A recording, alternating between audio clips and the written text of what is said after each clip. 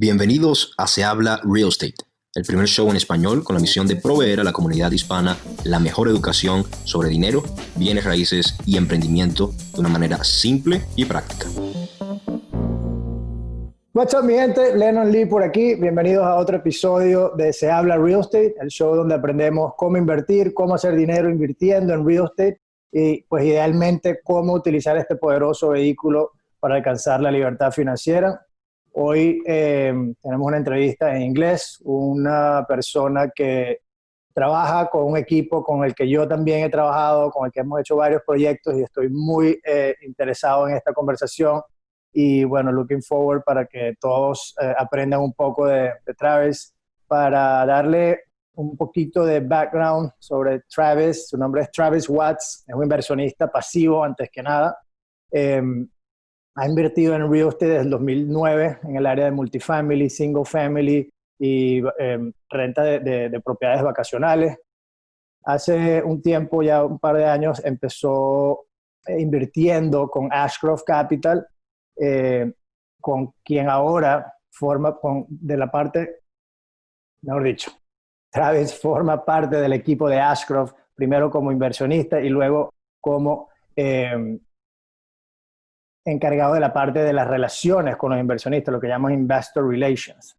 Además de eso, Travis tiene una experiencia antes de todo esto en Wall Street, trabajando para un brokerage firm donde pues obtuvo su licencia de Serie 7, Serie 63, donde básicamente trabaja con este brokerage para levantar y trabajar con securities también. Hoy en día Travis se dedica a compartirse unos conocimientos con todas las personas pues, en el mundo, aquí en Estados Unidos, que lo puedan escuchar. Especialmente le gusta enfocarse en estrategias para cómo invertir pasivamente en real estate. Dicho eso, y después de esa trabalengua, vamos a darle a Travis la oportunidad de decirnos quién es. Travis, how's it going, man? Lennon, I'm thrilled to be here. I think I understood about 10 words that you said. Well, I got all confused, so I'm not sure people understood it either. So I'm gonna let you tell us a little bit about your background and your current focus. What's going on with Travis right now? Sure. Yeah, happy to. Thanks again for having me on the show. Here's how I like to tell the story in a nutshell. I got started in real estate the way that a lot of people get started in real estate, which was through single family investing. So in 2009, when I bought my first investment property, if someone would have said, apartment investor or multifamily, I just assumed that was somebody who was, a billionaire or somebody with, 40 years experience. I had no clue about anything outside of just my small context, so to speak. So, I did all kinds of active strategies in the beginning, from house hacking, which is, renting spare bedrooms out, to fix and flips, to vacation rentals. And about 5-6 years into that, chaos, so to speak, and working, by the way, in the oil industry, a W-2 job that was about 100 hours a week, give or take, about 14-hour days.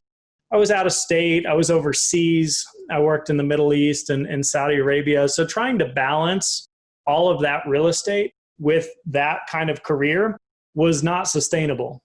So I naively thought, well, hey, look, one day I'm just going to have, 100 single family homes or something, and I'm going to retire and live the good life. Well, not even 20% of the way there. And I was completely burned out. I didn't have any motivation left, any energy, any time.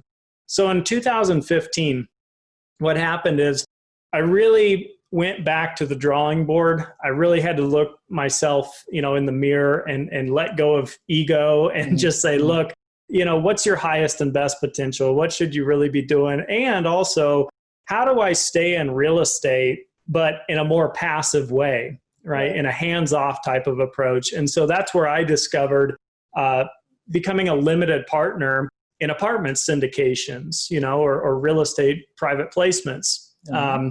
And so from 2015 through today, I completely transitioned 2015 and 16. I sold all my single family homes, everything I was doing that was active. I got rid of all of it, and I went 100% into multifamily and syndication investing. So done, I don't even know how many, 35 deals, give or take, in the space with a whole bunch of different operators, the largest being Ashcroft Capital, as I think I heard you say in the intro. Yeah. And so, I've invested in several of their deals. And I joined forces with them last year in 2019 to become part of their investor relations team. And really that was about helping educate and reach people to explain the passive side of this business. Because as you know, most of the marketing and the advertising and the courses and the programs and the books are about the active side of this business. Right. Do your own deal and become a syndicator, which is all fine and well, but that's not what I wanted. That's not what I wanted to do.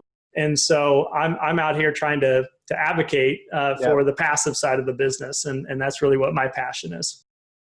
That's that's awesome, man. I'm with you. I'm on board. Actually, what we do as well is trying to be as passive as we can, and add value, educate our investors on the same side with our company, which is not through Habla Real Estate, but that's what we do. We have the same focus. I think we have the same passion about educating people about the benefits, about actually achieving financial freedom with real estate, which a lot of the times it's, real estate is the most powerful vehicle for you to become wealthy and for you to become rich and this and that.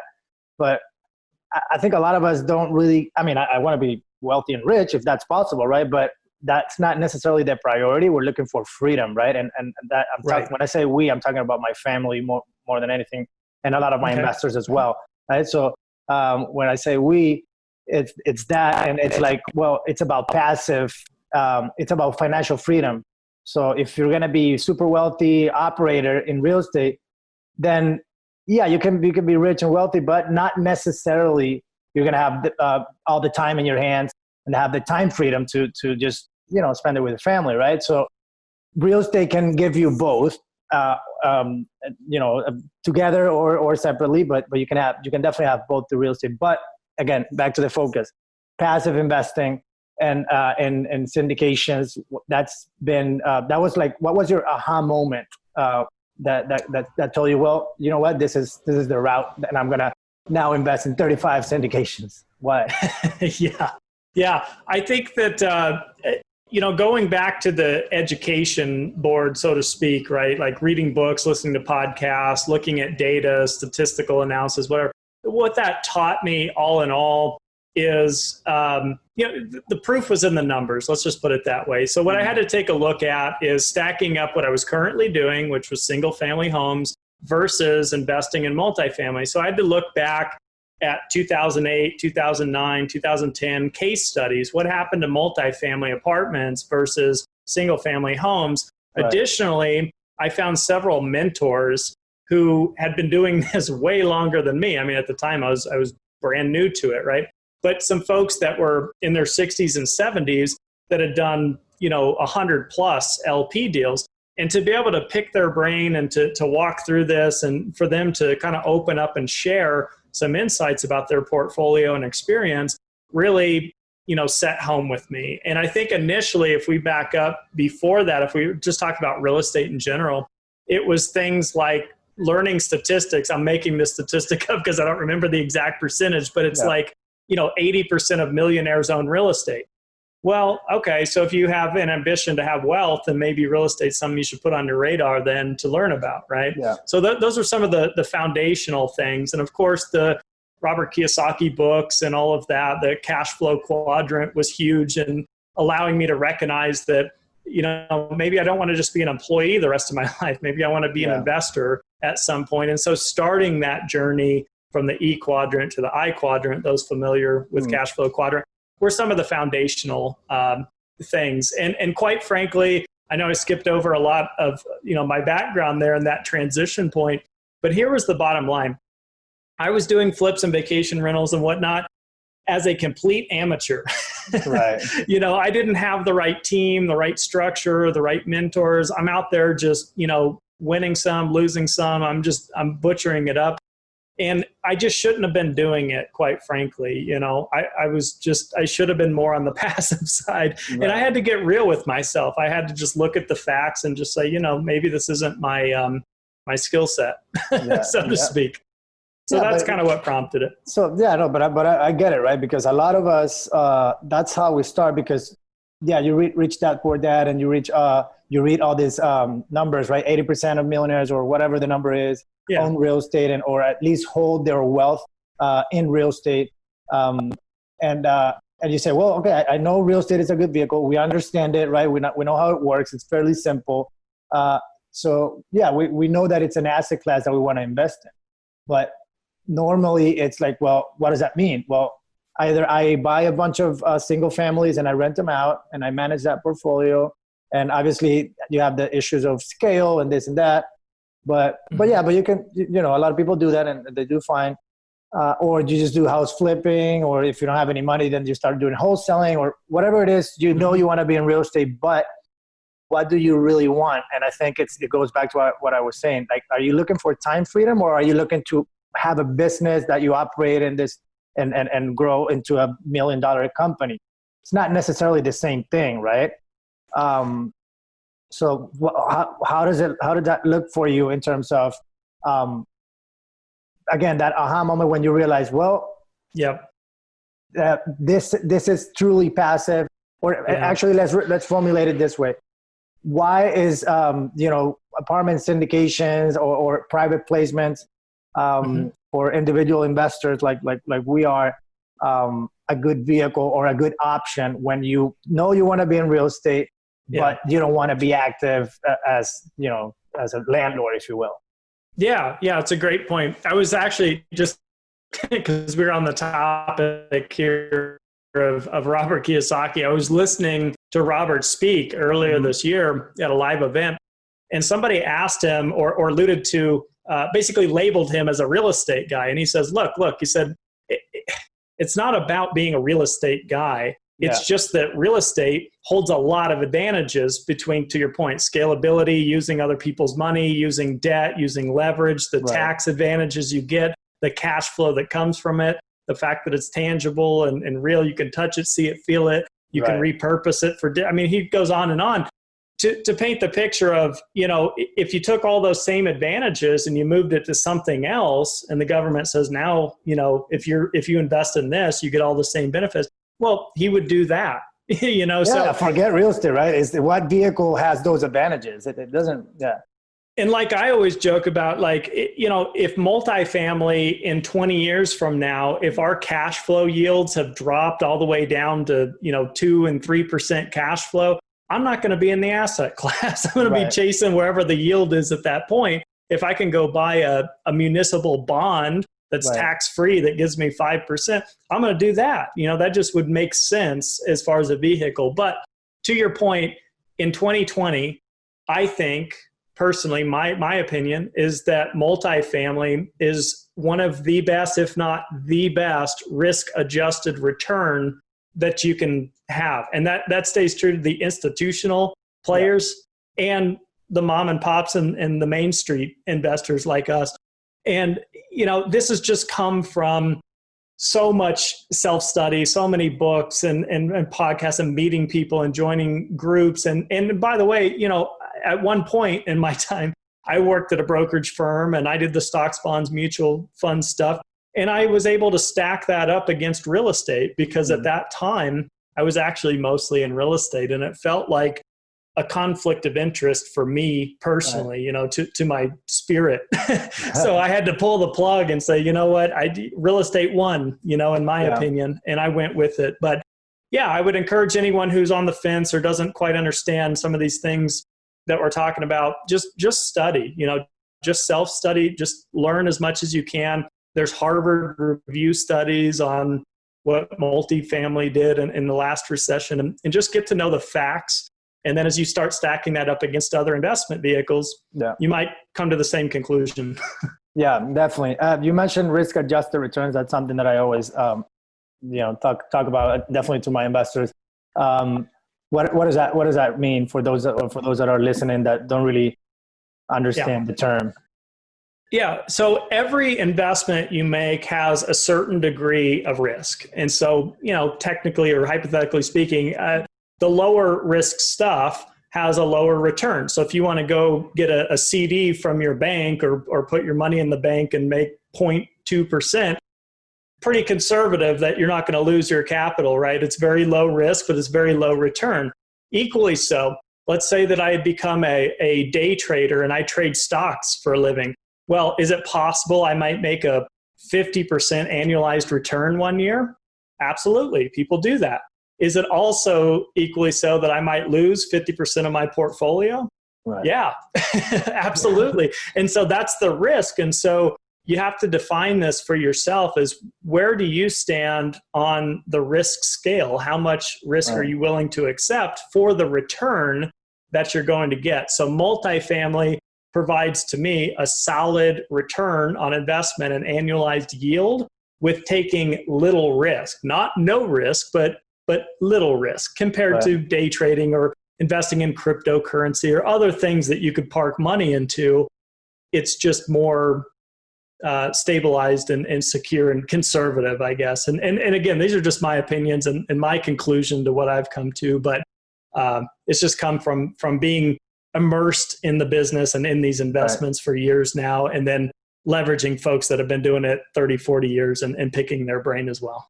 Yeah, definitely. That's I couldn't agree more. For those of you that want to get a little bit more nerdy with all that, there's something called the Sharpe ratio, which basically calculates the volatility and the risk of those investments. So basically, the higher the Sharpe ratio, and you can figure that. I'm not going to get into the formula or anything, but the higher the Sharpe ratio, the better the investment is in terms of risk or less risk at risk adjusted return. So anyway, just homework for those of you that want to go and look into that. So, okay, understanding that invested in multifamily and commercial multifamily, that is, large apartment complexes, through this vehicle of private offerings for accredited and even non-accredited investors as well. So basically, for everyone out there that's sophisticated, how do you get started, right? Like, because so I understand that makes sense, and I know I want to be in that asset class, but how do I go about it, right? Like, should I just invest with someone that I just met, or how do I prepare myself to start deploying my capital into this investment? Or how did you do it, actually? That's the better question. Yeah. Well, yeah, I'll share how I did it, but I'm not recommending anyone do what I did, but happy to share. So what I would recommend, I'll start with that, is that in this particular niche and asset class, the education needs to be the first thing. So whether it's just simply a podcast like this, whether it's reading a book on apartment syndications, you need just a foundational level of understanding of what this stuff is. From there, it's highly personal, really. So the way I did it is I started working with local operators in my own region, so to speak, that were doing these deals. For some reason, I thought that would be important, that they were just close and local. Turns out I never actually met with them or talked to them after I made the investment. So it really wasn't that important. That's why I don't recommend it. But if someone happens to be in your own neighborhood or backyard, that's cool. If you like what they're doing and things make sense. But the biggest lesson learned is it's all about the team. So there's three areas of risk, generally speaking. There's the team, the operator, the people that are actually executing the business plan on your behalf as a limited partner. There's the market that you're investing in, and then there's the deal itself. So to me, the most important is the team. It's their experience, their track record, their philosophy, their communication. Do you get along with them? Does the business plan make sense? Is it realistic? Are they being conservative? That stuff is number one. And then number two is the market. And I say that because I invested initially with a group that didn't have the experience, didn't have the track record, all these things, but they did buy a very good asset in a very good market at a very good time. And we all made money as limited partners, but literally the group could not execute the business plan whatsoever. They made just about every mistake you could make, and they ended up selling early, and we just exited the deal. But hey, I can't complain too much. We made a profit. Right. So the market really has a lot to do with a lot of things. And then the deal, of course, itself. But this is the problem that I see a lot of people make, and myself included, is analysis by paralysis on the deal. So you're sitting there and you're looking at all these numbers and you're crunching all this stuff and you're trying to understand why they did this and why this. And it just, at the end of the day, it's hard to make a decision that way. And even if it's a good deal, like the actual building structure is good, but the team is incompetent, it doesn't matter. You're not actually going to get that projected return anyway. So just forget about the deal. And so that's kind of how I put those in a hierarchy. Yeah, that makes a lot of sense. I was definitely going to ask you about the underwriting part, because a lot of I also tell some of my investors that they just don't have the time. They don't have the interest, the knowledge, or the will, if you to just sit down and underwrite these deals thoroughly. It's just about trust, and it's just about listen. And sometimes when I try to go into the nitty-gritty of the deal and try to explain this and that and this metric and why we're going to do this and how that transforms into value and the whole thing, they're like, listen, dude, like, listen, I don't have the I don't want to understand it. I understand the business model as a whole. I trust you. I trust your team. Go for it. Go make us some money. That's it. And there's obviously a level of trust that you need to be at to have that conversation that way, right? But that's kind of sure. And I'm not, by the way, for anybody listening, I'm not anti digging into the numbers or looking at the T12s and T3s. Here's my point, though. When you buy a stock, when you buy Apple stock, are you asking Tim Cook to analysis the numbers, and are you going to argue with his projections and assumptions? The point is that you would trust that Tim Cook is a competent CEO of the company. He can execute their mission and their business plan. The same with Steve Jobs and any other publicly traded asset. These are not that different. We're talking about just essentially a business model and a team, and the team is going to run the business. Do you trust the team? Do they have a proven track record to show that they can actually do this stuff? If so, dig in a little bit. It's like trust but verify, but at the same time, don't get hung up on the little details about, you didn't put enough in for landscaping budget in 2025. So I'm going to pass on the deal. Right. Yeah.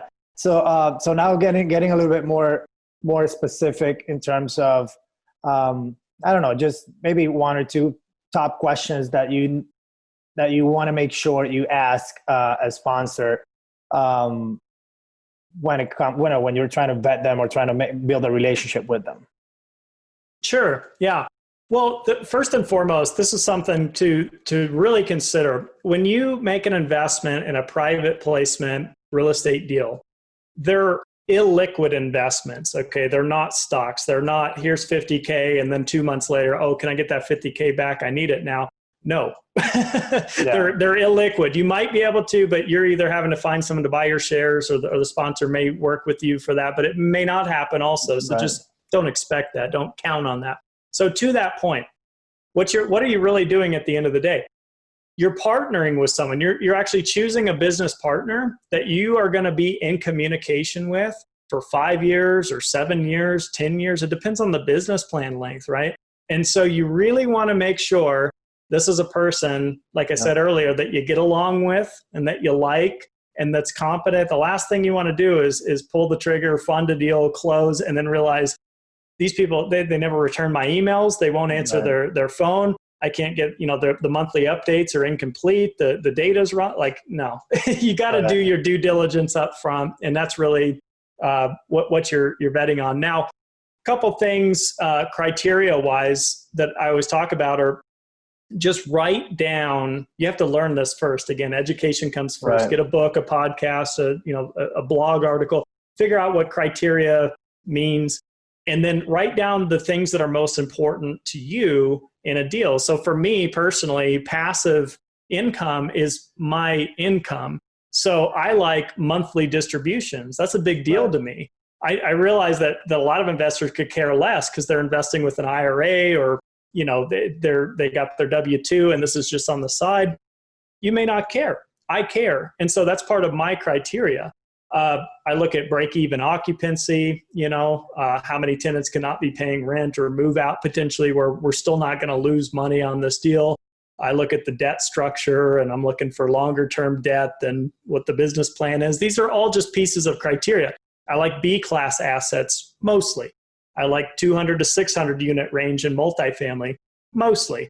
I have invested in smaller deals and larger deals, but mostly I like this criteria. But see, I have this all written down, and it makes it very easy when I do get introduced to new groups. I can just basically have a conversation right off that list. Oh, do you guys invest in the B class space and multifamily? Oh, okay. Do you do monthly or quarterly distribution? Oh, okay, you do quarterly. And I'm going through this, and you're not going to get 100%, checked off the box probably, but I'm looking for a good high percentage of them. If I can get 80% plus of my criteria met, that's probably a deal that I'm going to invest in. Yeah, that makes a lot of sense. What about big picture strategy, right? And you kind of mentioned a little bit when you were talking about that you had some positions in equities, like let's talk about that, because this is really interesting.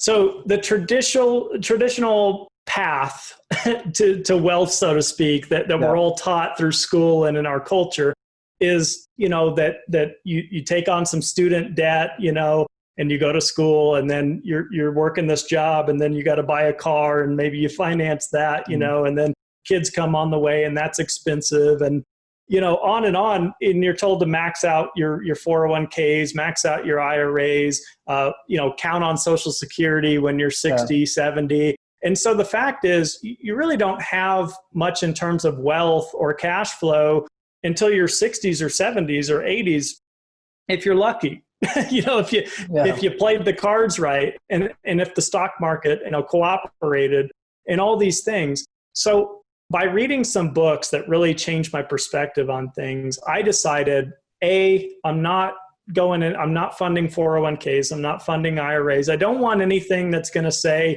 I'm going to penalize you unless you're over 60. Right. You know what I mean? Like, I want the cash flow now. I want the time freedom. That's such a great term. I use it all the time. Time freedom. I love it. The ability to do what you want, when you want, as much as you want with your time. It's about creating a lifestyle of preference, of choice. And there's not a lot of choice in having the golden handcuffs as a W-2 employee like I used to be, and working till you're 70, and then hopefully you can maybe retire. I don't know. So I just kind of reverse engineered the whole thing. And I said, first of all, I don't want anything with penalties attached to them. I don't want anything that says I have to be 60 or 70 before I can touch it. I want risk-adjusted returns. I just structured it through my own LLCs and trusts and things. And here, let me share with this quick story. I think this is pretty powerful. This really changed my perspective, because it's kind of your question about the big picture of what we're talking about. So this is a true story. There's a nurse. Her name was Bronnie Ware, and I think she was in Australia. It was around like 2009. She worked in a terminally ill patient care unit, so kind of like a hospice with folks living out their last, days, weeks, months in life. And she would, talk to them naturally as a nurse and get to know them and visit with them. Well, what she started doing is asking them about some of their regrets in life, and it sounds kind of morbid, but she started with building a blog post about this, the top regrets of the dying. That later turned into a book. She later turned into a speaker, and the story goes on. But this is what's interesting. Out of all those folks that she spoke with, the top 2 regrets of the dying were, I never pursued my dreams and aspirations, and I didn't spend enough time with my friends and family. And that really it still gives me chills every time I just say, I have chills right now. It's crazy. Because it's just, that is what's most important. You know what I mean? It may be some variation of these two things. And there's far more regrets, of course, that she goes into in her books and blogs. But to think about, so how can you get to a point where you're pursuing your dreams and aspirations? How can you get to a point where you can spend more time with friends and family? Well, to me, the big picture is, if you have more passive income that you don't have to work for rolling in, and that covers your lifestyle expenses, then that frees up your time. That's what time freedom is. That gives you options to, I'm going to switch from full-time work to part-time work. I'm going to become a consultant, or a contractor. Or I'm going to pivot careers because I really don't like the job I do. I want to try this. And I have a safety net because I have passive income that's, subsidizing that, right? Yeah. Or I'm just going to retire, I'm 50 years old and I don't want to work till I'm 70. I'm done right now. So it's just about options, to your point. It's not the get rich quick. It's not that you have 3 Lamborghinis and the Hollywood mansion. Yeah. It's just that you have flexibility and freedom over your time. And to me, that story is kind of the foundational piece to my big picture strategy.